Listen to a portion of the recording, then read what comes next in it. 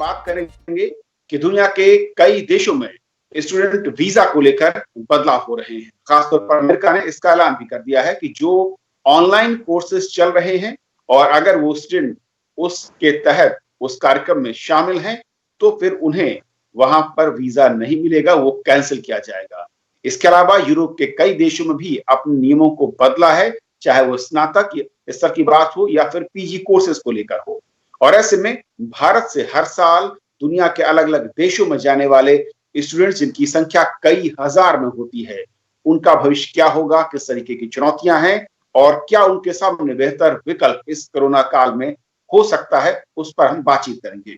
हमारे साथ तीन बेहद खास मेहमान हैं जिनके जरिए इस पूरे के पूरे हम सिचुएशन को समझेंगे और छात्रों के लिए क्या बेहतर विकल्प हैं और क्या इस वक्त वो बेहतर देश हो सकते हैं जो कि दुनिया में बेहतर माने जाते हैं शिक्षा के लिहाज से, जहां पर फायदा उठा सकते हैं भारतीय छात्र। हमारे साथ तीन बेहद खास मेहमान हैं। हमारे साथ विष्णु प्रकाश सर हैं, फॉर्मर एम्बेसडर। सर, बहुत बहुत स्वागत आपका।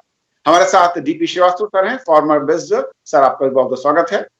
हमारे साथ प्रोफेसर गुलशन सचदेवा हैं, centre for European studies JNU से। सर, बहुत बहुत स्वागत आपका भी। शुरुआत मैं विष्णु सर आपसे करना चाहूंगा कि भारत से जो स्टूडेंट्स जाते हैं बाहर हर साल, जिनकी संख्या लगातार बढ़ती रही है, लेकिन अमेरिका जैसे देश से ये खबर कि वहां पर जो स्टूडेंट वीजा उसको रोकना और खासतौर पर उन कोर्सेज के लिए जो कि ऑनलाइन के थ्रू अवेलेबल है या फिर ऑनलाइन एडमिशन जिन बच्चों ने लिया हुआ है, ऐसे में इस तरह के बदलाव से क्या स्थिति बनती है, क्या चुनौतियां भारतीय छात्रों के लिए हैं या फिर कोई खास बदलाव नहीं होगा? नमस्कार जी।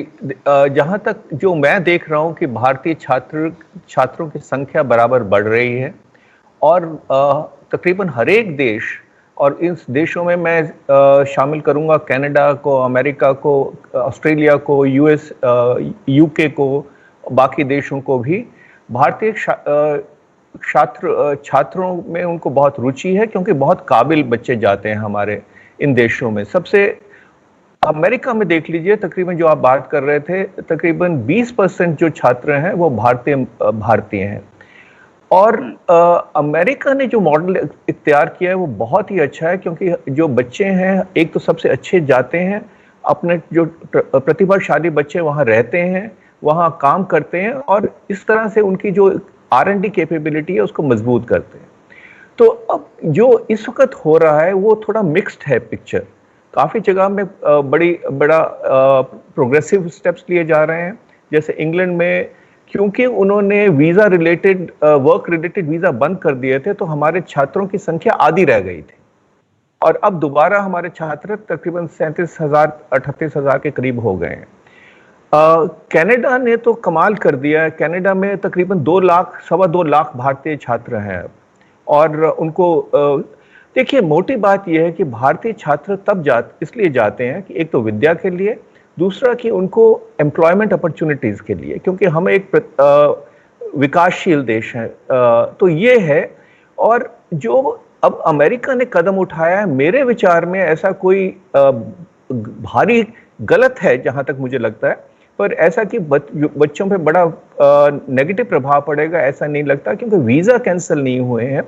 उन्होंने कहा है कि जिनकी ऑनलाइन ट्यूशन है वो वापस चले जाएं अपने देश में, और क्योंकि अमेरिका में बहुत खर्चा होता है तो दिक्कत ज़रूर है बच्चों को आने जाने की, पर अगर 5 महीने वापस आते हैं तो जो उनकी खर्चे में कोई ज़्यादा फर्क नहीं पड़ेगा।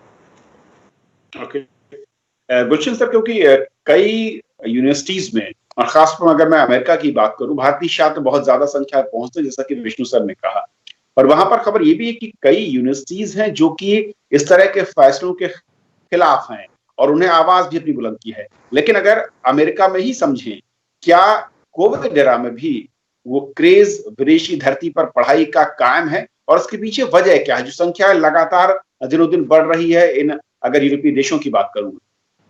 जी, अब उसमें यह है कि क्रेज जो है भारतीय छात्रों का बाहर जाके पढ़ने का वो तो बढ़ रहा है, और मुझे नहीं लगता है कि ऐसे छोटे मोटे जो अभी बदलाव चाहे आएंगे भी, उससे कोई बहुत बदलाव उसमें आने जाने वाला। लेकिन ये बात तय है, जैसे एम्बेसडर साहब ने बताया, कि आने वाले कुछ महीने या एक आध साल अभी काफ़ी दिक्कतों का है, चाहे वो अमेरिका में हो, चाहे वो यूरोप में हो, इनफैक्ट चाहे भारत में भी हो, इनफैक्ट हमारे भी छात्र जो हैं वो भी सारे उसी तरह की परिस्थितियों से जूझ रहे हैं।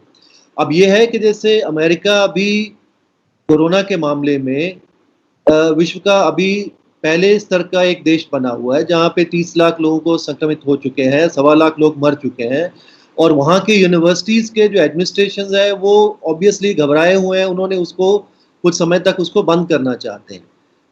उसके अंदर लेकिन वहाँ की अपनी एक पॉलिटिक्स है, क्योंकि ट्रम्प साहब ये भी चाहते हैं कि सारे उद्योग खुले वहाँ पे, यूनिवर्सिटीज़ भी खुलें, तो इसलिए एक दूसरे किस्म का दबाव भी वहाँ पे है। लेकिन ये एक बात ये है कि छात्रों को जैसे बताया एम्बेसडर साहब ने, ये जाते हैं वहाँ पे बहुत सारे छात्र, क्योंकि 15, 20, 25% से ज़्यादा बच्चों को कोई वहाँ पे छात्रवृत्ति नहीं मिलती है। वो अपना पैसा लगा के एक तरीके से उनका निवेश होता है, वो इसलिए जाते हैं क्योंकि वहाँ पे उनको कोई नौकरी मिले उसके बाद। तो जो किसी देश के अंदर भी वहाँ पे नौकरी की संभावनाएं ज़्यादा होंगी और जाहिर तौर से वहाँ पे स्टूडेंट जाना पसंद करेंगे। जैसे अभी पिछले 2-3 साल में अमेरिका में नंबर कम हुए हैं क्योंकि वहाँ पे दिक्कतें आ रही थी। अभी जैसे इंग्लैंड में जैसे आपने बताया कि 2012-13 में काफ़ी वहाँ पे जब थेरेसा मे वहाँ पे प्राइम मिनिस्टर थी, सॉरी वहाँ पे जब वो होम सेक्रेटरी थी, उन्होंने सिर्फ 4 महीने का वक्त दिया था कि उस टाइम 4 महीने ही रह सकते हैं, लेकिन अभी 19 में 2 साल का वक्त दिया गया था। अभी जो है 3 साल का वक्त दिया जाएगा जो पीएचडी के छात्र अभी करेंगे, लेकिन ये उनके ऊपर लागू होगा जो 2021 से वहाँ पे छात्र बन के जाएंगे। तो ये एक निवेश है जो बच्चे करते हैं अपना, और वो क्योंकि परिस्थितियां हैं ऐसी कि यहाँ पे रोजगार की कमी है तो लोग बाहर जाएंगे जो अफोर्ड कर सकते हैं।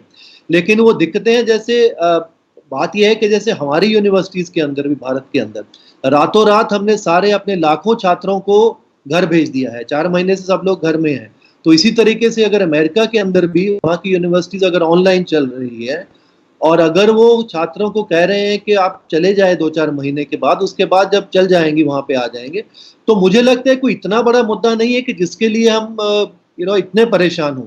ये बात ज़रूर है कि जो छात्र वहाँ पे एक परेशानी उनको होती है कि हम जाएंगे दोबारा से आ पाएंगे कि नहीं, और वहाँ पे जब छात्र जाते हैं सिर्फ पढ़ने के लिए नहीं जाते हैं, आप वहाँ पे रहना चाहते हैं, वहाँ पे नेटवर्किंग में चाहते हैं, वहाँ पे सब कुछ, वो एक मुद्दा है।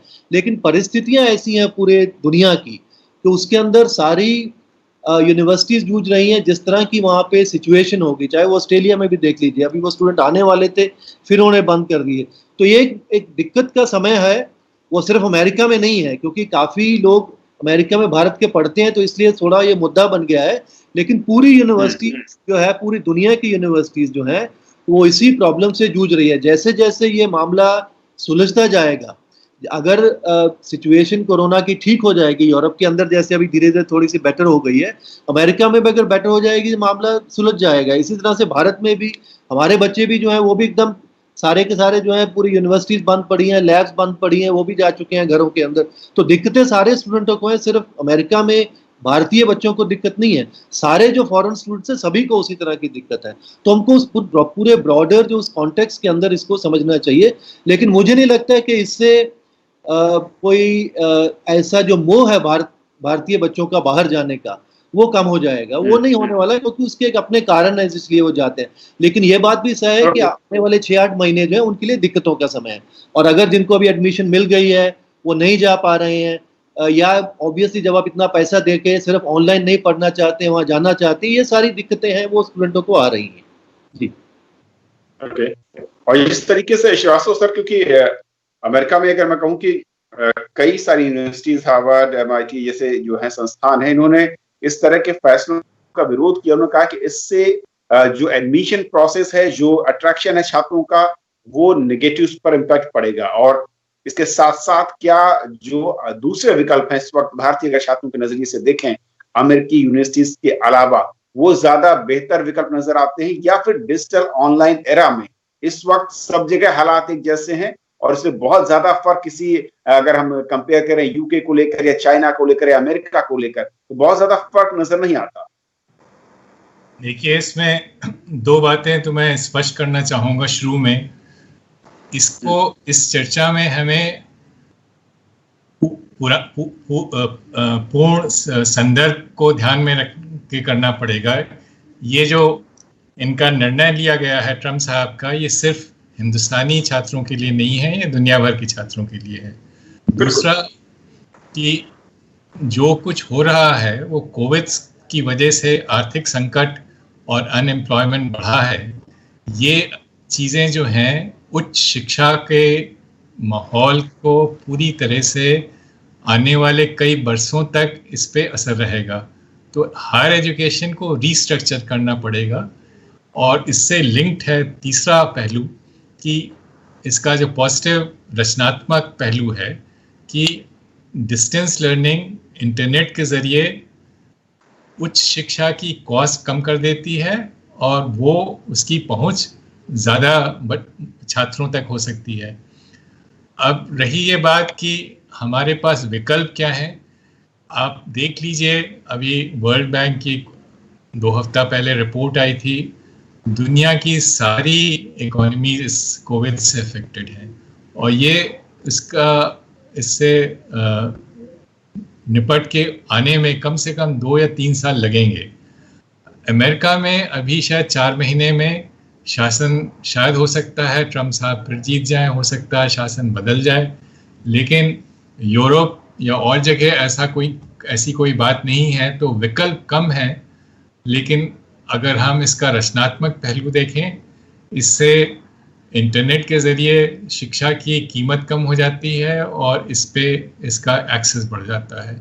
और बच्चों का जहाँ तक छात्रों का सवाल है, वो सिर्फ शिक्षा के लिए नहीं जाते हैं, वो रोज़गार के लिए जाते हैं। अब उनको देखना है कि हम उनको भारतीय संदर्भ में उनके लिए क्या अपॉर्चुनिटीज़ क्रिएट कर सकते हैं। तो क्या गुलशन जी, जिस तरीके से 2 पहलू मुझे लगते हैं कि एक तो ये कि यूनिवर्सिटी के नजरिए से इसलिए उन्हें शायद ये इस तरह के फैसले पसंद नहीं आ रहे हैं कि स्टूडेंट्स की संख्या में इसका कुछ असर हो सकता है या शिफ्ट हो सकता है दूसरी कंट्रीज में, अगर कोई एक कंट्री ज्यादा सहूलियत दे रहा है। लेकिन अगर स्टूडेंट्स के नजरिए से कहूँ तो वहां पर जाना इसलिए बेहतर है क्योंकि उन्हें शिक्षा के साथ साथ रोजगार के बेहतर विकल्प वहां पर जो एनवायरमेंट है वो उन्हें मिलता है। जी बिल्कुल, आप सही कहा, क्योंकि छात्र जाते हैं सिर्फ अगर ऑनलाइन उनको पढ़ना है तो उसके लिए उनको इतना पैसा वहां देने की जरूरत नहीं है। बहुत से ऑनलाइन कोर्सेज हैं जो बहुत कम पैसे में वो भारत में बैठ के पढ़ सकते हैं। इनफैक्ट बहुत सारे तो फ्री कोर्सेज हैं। वो जाते सिर्फ इसलिए हैं क्योंकि वहां पे आप जाएंगे, वहां की डिग्री लेंगे, वहां का एक पूरा नेटवर्किंग में आप आते हैं, वहां पे आप जो है इंटर्नशिप करते हैं तो नौकरी लेंगे। वही मैंने कहा कि 60 से 70% लोग अपना पैसा लगा के वहां पे वो जाते हैं क्योंकि उससे उनको नौकरी मिले। लेकिन जैसे मेजर श्रीवास्तव जी ने कहा, क्योंकि पूरी की पूरी अर्थव्यवस्था पूरी दुनिया की वो इतनी बुरी हालत में है, चाहे वो अमेरिका की हो, चाहे वो यूरोप की हो, चाहे वो भारत की हो, जो किसी भी देश की ले लीजिए, तो उसके अंदर दिक्कत मुझे लगता है ये सिर्फ नहीं है कि वो सिर्फ उनको 2-4 महीने के लिए वहां से जाने के लिए कह दिया है। वो एक बहुत बड़ा मुद्दा है। मुद्दा मुझे लगता है सबसे बड़ा जो आने वाले समय में होने वाला है कि जब आप इतना पैसा वहां पे इन्वेस्ट करने के बाद पढ़ने जाते हैं, चाहे वो यूएस में जाए, चाहे यूके में जाए, कहीं भी जाए, उसके बाद आपको रोजगार के साधन वहां पे हैं कि नहीं है। अगर रोजगार आपको नहीं मिल पाता है तो मुझे लगता है कि बहुत से बच्चों का वहां जाना कोई मायने नहीं रखता है, क्योंकि बेसिकली आप वहां पे रोजगार पैदा लेने के लिए जाते हैं। मेजॉरिटी ऑफ स्टूडेंट्स जो जाते हैं वो सिर्फ इसलिए जाते हैं क्योंकि उनको नौकरी की वहां पे तलाश है उसके बाद। तो जैसे भी जो भी कोई देश, चाहे अगर जैसे यूके में थोड़ी ज्यादा अपॉर्चुनिटीज अभी मिलेगी, उम्मीद है, लेकिन उसके साथ सिर्फ ये कानून की बात नहीं है, उसके बाद ये भी है कि वहाँ की अर्थव्यवस्था अगर आप देखें यूके की, तो अगले इस साल तो वो सिर्फ 8-9-10% वहाँ पे डाउन होने वाली है। उसके बाद कितने रोजगार के अवसर वहाँ पे होंगे, वो सबसे बड़ा मुद्दा है। तो मुझे लगता है कि जो सबसे बड़ा संकट जो है बच्चों के सामने है, वो पूरी दुनिया के सामने जो आने वाली अभी पीढ़ी है उनके लिए है कि रोजगार के साधन कितने ज्यादा उनको मिलते हैं, भारत के अंदर मिलते हैं, भारत से बाहर मिलते हैं। अब ये सब उसके ऊपर डिपेंड करता है कि 2021 में या आने वाले 5-7 महीने के बाद किस तरह से इकोनॉमिक रिकवरी पूरी दुनिया में होती है। लेकिन विष्णु सर, जिस तरीके से अगर हम कोरिलेट करें एजुकेशन के लिए एडमिशन और उसके बाद वहां पर रोजगार, लेकिन जिस तरीके से अर्थव्यवस्थाओं का हाल है और दुनिया के तमाम देश, चाहे वो विकसित राष्ट्र हो या विकासशील राष्ट्र हो, वहां पर इकोनॉमी जिस तरीके से नीचे गई है कोरोना के चलते, रोजगार का संकट तकरीबन सभी देशों में नजर आने वाला है और ये शायद बढ़ते महीनों के साथ और बढ़ सकता है। ऐसे में इस तरह के सख्त नियम क्या ऐसा लगता है कि दूसरे देशों की तरफ से भी आ सकते हैं और फिर ऐसे में उन छात्रों के लिए जो दूसरे देश से आकर वहां पर ज्यादा पैसा खर्च कर पढ़ना चाहते हैं और रोजगार भी चाहते हैं, उनका भविष्य दांव पर होगा? आपने बिल्कुल ठीक कहा जी, ये कोई आम स्थिति नहीं है। माना जाता है कि कोरोना वायरस जो पेंडेमिक है उतना ही भयंकर है जो कि 1918 में जब स्पेनिश फ्लू हुआ था। तो हम देखते हैं कि तकरीबन 100 साल के बाद ऐसा संकट आया है। तो इसमें आम स्थिति नहीं है और इसमें जो आम पैमाना है लगाना कि वैसे होना चाहिए, ये होना चाहिए, वो मुमकिन नहीं है। इस वक्त मुश्किलातें होंगी, 3 महीने हो सकती हैं, 6 महीने हो सकते हैं, साल हो सकते हैं, रोजगार की समस्या हो सकती है, बहुत समस्याएं हैं। और जैसे हमारे दूसरे मेरे को पैनलिस्ट ने कहा कि भारत में भी समस्याएं हैं। हाँ, फर्क ये है कि कुछ देशों की इकोनॉमी पे ज्यादा असर पड़ेगा, कुछ पे कम पड़ेगा। कोई जल्दी रिकवर करेंगे, कुछ देरी से करेंगे। जहां तक अमेरिका की बात है, मैं एक चीज जरूर कहना चाहूंगा कि देखिए, आज अमेरिका की आबादी तकरीबन हमसे 1/4 है, 32, 33, 34 करोड़ की आबादी है और 60,000 केस रोज हो रहे हैं। तो अगर आप कंपेयर करें तो भारत की आबादी को देखते हुए ये मतलब ये है कि अमेरिका में अगर भारत की आबादी होती तो तकरीबन 2.5 लाख केस रोज होते, यानी कि भारत से 10 गुना ज्यादा हैं। तो अगर हम अपने बच्चों का ये सुरक्षा चाहते हैं, अगर तो क्लास में जाते हैं तो ठीक है, ये रिस्क ले रहे हैं। अगर क्लास में भी नहीं जा रहे हैं आप, तो अगर मैं तो अपने बच्चों की तरफ से बात कर रहा हूँ कि मेरे बच्चे होंगे तो मैं उनको वापस बुला, क्योंकि हमारे देश में स्थिति भगवान की दया से फिर भी अच्छी है।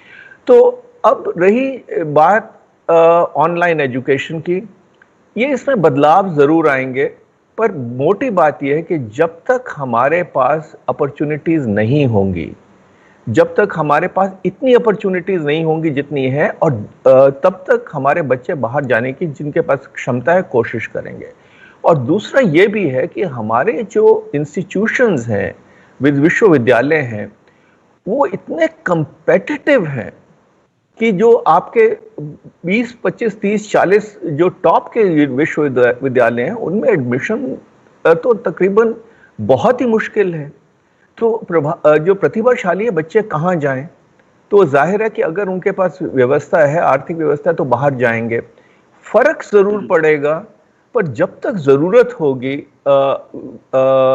विद्या की, रोजगार की, अपॉर्चुनिटीज की, तब तक ये चलता रहेगा सिलसिला। इसमें ये कहना कि कम होगा, ज्यादा होगा, ये शायद मैं अटकल है जो मैं नहीं लगा सकता। एक चीज सर और, क्योंकि आप चीन में भी रहे, वहां पर भी भारतीय छात्र जाते हैं, लेकिन अगर कंपेयर करूं मैं यूरोपियन कंट्रियों की तरफ रुझान और चीन की तरफ रुझान, क्योंकि चीन में शायद कहा जाता है कि उतने ज्यादा मौके रोजगार को लेकर भारतीय छात्रों को नहीं होते जितने कि यूरोपियन कंट्री में जो मैं कहूँ कि चॉइस मानी जाती है। क्या इस तरह की संकट के बाद ये जो शिफ्ट है ये दिखेगा भारतीय छात्रों को विदेश में पढ़ने का, और जो देशों की चॉइस थी वो भी बदलने वाली है? मेरा ये मानना है कि जो भारतीय छात्र, एक तो आप बिल्कुल ठीक कह रहे हैं कि वहाँ रोजगार की व्यवस्था तकरीबन ना बराबर है। तो अगर हम अपने छात्रों को देखें जो चीन जाते हैं, तकरीबन 80-85% मेडिकल डिग्रीज के लिए जाते हैं, 80-85%, और तकरीबन 23,000 हमारे बच्चे चीन जा रहे हैं। और मैं चीन में पोस्टेड रहा हूँ। जिन दिनों मैं था उस वक्त तो मुझे कहना पड़ेगा कि जो इंफ्रास्ट्रक्चर था बच्चों को पढ़ाने का, वो कोई ज़्यादा अच्छा नहीं था, पर और डिग्रीज की भी प्रॉब्लम थी। अब शायद कुछ सुलझ गई हैं, पर और बाकी बच्चे जाते हैं मैनेजमेंट क्लासेस के लिए, तो ये है, जॉब के लिए नहीं जाते हैं। पर जो हालात हैं हमारे संबंधों के, और जिस तरह की डिग्री वहाँ मिलती है, जिस तरह की क्वालिटी है, मुझे लगता है कि माँ बाप को बच्चों को थोड़ा एक बार दोबारा विचार करना चाहिए, क्योंकि चीन के साथ हमारे रिश्ते भी जल्दी से सुधरने वाले नहीं हैं, और उसका असर बच्चों पे पड़े ये मैं नहीं चाहता हूँ। ओके, श्रीवास्तव सर, कोविड का एक तो संकट, दूसरा चीन के साथ रिश्तों का संकट, और ऐसे में जो तमाम यूनिवर्सिटीज हैं जहां पर मैं कहूँ कि एडमिशन से लेकर और अलग अलग तरीके से भारतीय छात्रों को लुभाने की कवायद होती है, आपका क्योंकि एक लंबा अनुभव रहा है अलग अलग देशों में, किस तरीके से बेटर ऑप्शंस के तौर पर अगर मैं कहूँ क्या हो सकते हैं भारतीय छात्रों के लिए, और क्या डिजिटल मोड में अब वहां जाने की बजाय हमारे देश में रहकर वहां की शिक्षा भी लें और रोजगार के अवसर अपने देश में ज्यादा तलाशे बनस्पति दूसरे देश में, जब तक ये संकट बरकरार है। साहब आपने एकदम ठीक कहा। इस आर्थिक संकट कोविड का अर्थ है एक बहुत बड़ा आर्थिक संकट दुनिया भर के लिए। इसमें हमारे लिए विकल्प यही है कि हम अपनी अर्थव्यवस्था, अपने विश्वविद्यालय, अपनी शिक्षा संस्थानों को बेहतर बनाएं। और अगर बाहर जाने की बात है तो हमें देखना पड़ेगा कि इसमें से कितने प्रतिशत छात्र स्टेम सब्जेक्ट्स में जाते हैं। Stem subjects science, technology, engineering, maths, इनमें लैब एक्सपीरियंस की ज़रूरत है। जो लिबरल आर्ट्स हैं उसमें इसकी ज़रूरत नहीं है। उसमें आपको इंटरनेट के ज़रिए या डिस्टेंस लर्निंग के ज़रिए भी काम चल सकता है। और जहाँ तक स्टेम सब्जेक्ट्स वाला है वहाँ पे भी आप देखिए एजुकेशनल कोर्सेस रीस्ट्रक्चर कर सकते हैं, जॉइंट डिग्रीज हो सकती हैं। पहले भी ऐसा प्रबंध था, मैंने ईरान में किया, मैं वहाँ राजदूत था, कि आप अगर 2 साल का कोर्स है उसमें से 3 सेमेस्टर हिंदुस्तान में करिए और चौथा सेमेस्टर अमेरिका में करिए, या आप इसको बढ़ा सकते हैं, कहीं आधा कर सकते हैं, कहीं 3/4 कर सकते हैं, जैसा भी है। तो इस तरह के विकल्प अभी भी रहेंगे। लेकिन अगर आप लॉन्ग टर्म देखिए, या तो हमारे पास कोई विकल्प नहीं है सिवाय इसके कि हम अपने अर्थव्यवस्था को बेहतर बनाएं, क्योंकि वहाँ पे सिर्फ ये बात नहीं है कि उन्होंने शिक्षा के परिवेश में नियम बदल दिए हैं कि इंटरनेट पे जो बच्चे डिग्री कर रहे हैं वो वापस चले जाएं। इसका लिंक है H1B वीज़ाज भी कम हो रहे हैं। और अगर वहाँ पे अगर शासन का परिवर्तन भी होता है तो मेरे ख्याल से इस स्थिति में कोई ज़्यादा फर्क नहीं आएगा। तो हमें तैयार रहना चाहिए कि हमें अपने परिवेश में हम क्या उन्नति ला सकते हैं। और जहाँ तक बाहर जाने वाले बच्चों की बात रही, आप देखिए, अगर आप पूरे हिंदुस्तान के लिए देखिए, हमारे लिए तो उससे बड़ा संकट है जो हिंदुस्तान में विश्वविद्यालय और शिक्षा संस्थान हैं, प्राइमरी से लेकर यूनिवर्सिटीज़ तक, वो बंद पड़े हैं। तो वो तो उससे ज़्यादा बड़ा संकट है। तो मेरे ख्याल से distance learning and economic improvement, इसका कोई विकल्प नहीं है। गुलशन साहब, आखिरी में मैं आपसे चाहूंगा कि जिस तरीके से ये दौर है और जितना ही लंबा खींचेगा, क्या उतना ही दूसरे देशों में जाकर पढ़ाई करने के क्रेज पर ये थोड़ा सा अंकुश लगा पाएगा? और दूसरा ये कि बहुत सारे छात्रों के सवाल ये है कि इस सत्र में कई 100 छात्र ऐसे हैं जिन्होंने बाहर की यूनिवर्सिटीज में एडमिशन लिया है और वो इस दुविधा में है कि वो अगला कदम क्या करें, क्या बैकआउट करें या वहां पर वेट करें, जिस तरीके के हालात हैं, क्योंकि किसी को नहीं पता कि संकट अभी कितना लंबा खींचेगा। और दूसरे देशों में की ओर से जो नई गाइडलाइंस हैं वो हर महीने बदलती हुई नजर आ रही हैं। देखिए, स्थिति तो आपने जैसे कहा ये बिल्कुल अनिश्चितता की है। और उसमें जो बच्चों को भी अभी एडमिशन नया मिला है वो तो अभी उनको तो वेट करना ही पड़ेगा। अब अगर उन्हें पैसे ऑलरेडी भर दिए हैं अपनी फीस वगैरह, तो उनके लिए दिक्कतें और ज़्यादा हैं। और काफ़ी बच्चों ने, मुझे जहाँ तक अपनी जानकारी है, उन्होंने काफ़ी अपनी जो है एडमिशन्स को डेफर कर दिया है कि अगले साल जैसा भी सिचुएशन होगी उस हिसाब से उसी कंट्री में उस तरह के कोर्सेज में हो जाएंगे। लेकिन मुझे जो लगता है कि आने वाले 2-3 साल के बाद, और इनफैक्ट शायद लंबे समय में भी, एक बहुत बड़ा बदलाव उस तरह से आने वाला है, क्योंकि एक तो अभी 2-3 साल तक अर्थव्यवस्थाएं सारी जो हैं वो थोड़ी दिक्कत में रहेंगी। उसके बाद जो है सारा जहाँ का जॉब प्रोफाइल जिसमें आपको जॉब मिलने वाली है उसमें भी कुछ बदलाव होने की संभावनाएं हैं। ये भी हो सकता है कि अगर मान लीजिए कोविड जो है 1-2 साल तक खिंच जाता है तो उसमें अभी भी जॉब अपॉर्चुनिटीज़ हैं। अगर आप किसी मेडिकल प्रोफेशन में हैं, अगर आप उस तरह की किसी आपके पास कोई डिग्री है तो उनके लिए जॉब की अपॉर्चुनिटीज अभी और ज़्यादा है पहले से भी। लेकिन दूसरे कई ऐसे या आईटी में भी कुछ हो सकता है नौकरियां ज़्यादा हो, लेकिन कई और ऐसे व्यवसाय हैं जिसमें जो पहले नौकरी शायद मिल पाती, अब शायद आने वाले 2-3 साल में वो उनको उसमें नौकरियां मिलने में दिक्कत रहेगी। नियम काफ़ी कड़े होते जा रहे हैं काफ़ी देशों के अंदर, ये काफ़ी सही है, लेकिन कुछ देशों में जैसे यूके में हो सकता है कि आने एक दो साल में, क्योंकि ब्रेक्सिट के बाद थोड़े मौके ज़्यादा मिले, क्योंकि पहले जो यूरोपीय संघ के देश थे वहाँ के जो बच्चे थे उनके लिए वहाँ पे जॉब लेना आसान था। अब सबके लिए अब लेकिन ये उसके ऊपर भी डिपेंड करता है कि किस तरह से ब्रेक्सिट नेगोशिएशन होके फाइनली इस साल के अंत तक वहाँ पे कोई एग्रीमेंट उनका आता है। लेकिन संभावना ये है कि बाहर के जो छात्र जाएंगे अब, क्योंकि इसीलिए वो कानून भी थोड़े और अच्छे पहले से बेटर कर रहे हैं, तो इन सब पूरी चीजों को मद्देनजर रखते हुए नियम कायदे आप देखिए, उसके बाद वहाँ की अर्थव्यवस्था देखिए, नए किस तरह के वहाँ पे व्यवसाय जो आने जा रहे हैं, तो उस तरह आप अपना उसी तरह से, क्योंकि काफी निवेश करते हैं बच्चे बाहर जाने के लिए। जी विष्णु सर, आखिर में आपकी सलाह उन स्टूडेंट्स के लिए जो कि बाहर पढ़ाई का सपना सोचे हुए हैं इस कोरोना संकट के बीच भी। 2 चीजें हैं मैं बच्चों को कहना चाहूँगा। एक तो मुझे लगता है कि साल भर से ज़्यादा समस्या नहीं है, और मैं प्रार्थना करता हूँ कि गलत ना हो मेरी असेसमेंट, इसलिए है कि जो वैक्सीन है वो 6-8 महीने में बन जानी चाहिए। तो मुझे लगता है कि कोरोना महामारी को साल भर के अंदर अंदर काबू हो जाएगा। एक तो ये है। दूसरा ये भी है कि अगर जो देशों में आर्थिक स्थिति कमज़ोर हुई है और जहां उनकी नौकरियों की मुश्किल हो रही है, तो पहले अपने लोगों को नौकरियां देंगे, जाहिर है कि विदेशियों को नहीं देंगे।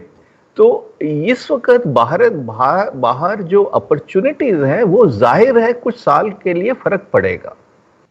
तो अब ये एक तरह से जमा खर्च, वो नाप तोल के बात करने वाली चीज है कि उसमें प्रोज एंड कॉन्स वे करने की चीज है। और आजकल के टाइम में कोई रॉकेट साइंस नहीं है, क्योंकि अगर थोड़े से प्रयत्न करें, बातचीत करें, ऑनलाइन चेक करें, तो आपको इंफॉर्मेशन मिल सकती है।